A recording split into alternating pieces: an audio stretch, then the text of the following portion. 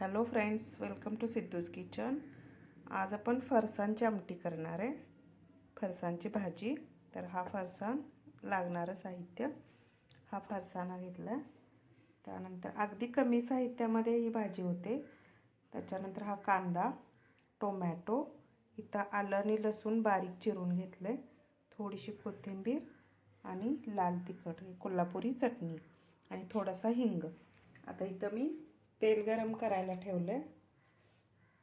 आता तेल गरम झाले तर याच्यामध्ये कांदा टाकूया.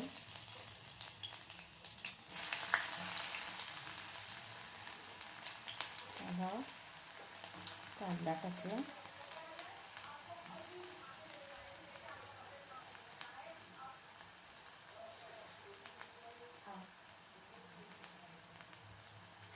आलं आणि लसणाचे मी अगदी छोटे छोटे काप करून घेतले. ही भाजी करायला एकदम सोपी आणि पटकन होणारी आहे. अचानक भाजी करायला काही सुचलं नाही तर ही फरसाणची भाजी पटकन होते. त्यामुळं ही भाजी करून बघा.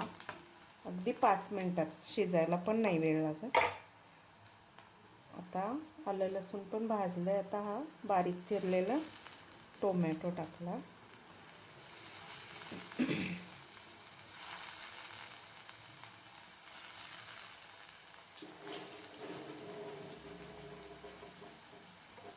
आता हा टोमॅटो पण व्यवस्थित भाजून घ्यायचं.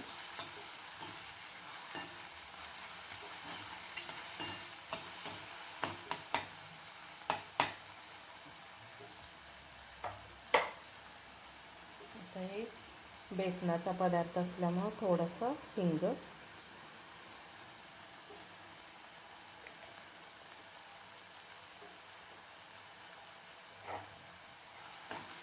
हलवून घ्यायचं.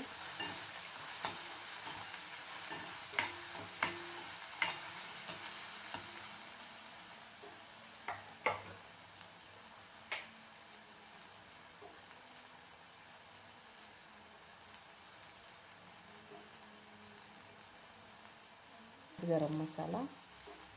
आता ही थोडीशी चटणी, लाल तिखटाची कोल्हापुरी चटणी.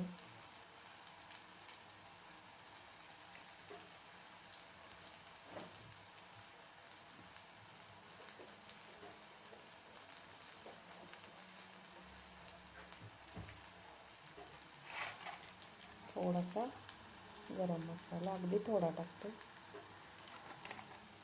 बस. त्याला व्यवस्थित परतवून घ्यायचं.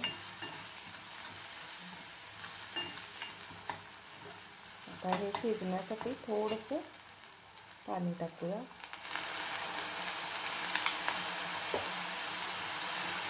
मसाला शिजला पाहिजे व्यवस्थित. आता मसाला शिजू दे.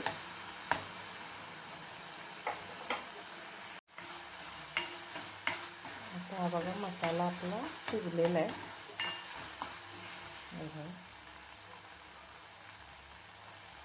मसाला व्यवस्थित शिजला. आता ह्याच्यामध्ये चवीनुसार मीठ टाकायचं.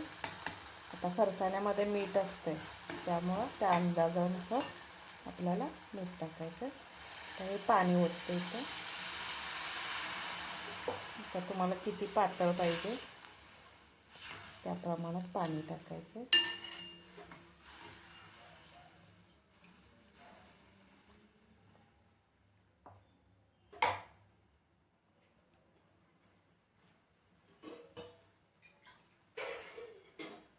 मी अजून थोडंसं पाणी टाकते. आता हे पाणी उकळल्यानंतर पण व्यवस्थित उकळू द्यायचं, कारण नंतर फरसाण्याला काही शिजायला वेळ लागत नाही. शिजायला म्हणजे शिजवायचंच नाही आहे फरसाण्याला. फक्त एक उकळी आली नंतर की बंद करायचा गॅस. त्यासाठी हे आधी आपलं हे जे आपण करून घेतलेलं आहे तर हे पूर्ण ह्याला उकळलं पाहिजे, नाहीतर असा मिरचट वास येतो त्याला खाताना, चव. म्हणून हे व्यवस्थित उकळून घ्यायचं आहे. आता हे व्यवस्थित उकळू दे. आता ही आमटी आपली व्यवस्थित उकळलेली आहे. हे बघा. आता याच्यामध्ये फरसाणा घालूया. झटपट अगदी होणारी भाजी आहे ही.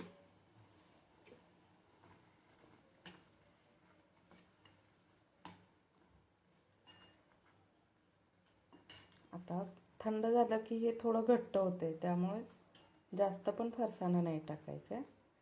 तर आता ह्याला एक उकळी आली की आपण गॅस बंद करणार आहे. तर आता ह्याला एकच उकळी येऊ देत.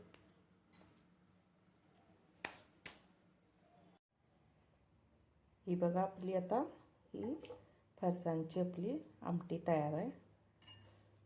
हे बघा, जेवढी तुम्हाला दाटसर पाहिजे तेवढी ठेवायची. हे बघा. रेसिपी आवडल्यास लाईक, शेअर आणि सबस्क्राईब करा. धन्यवाद. हे भाजी पावासोबत, चपातीसोबत छान लागते. मी इथं पावासोबत सर्व करणार आहे.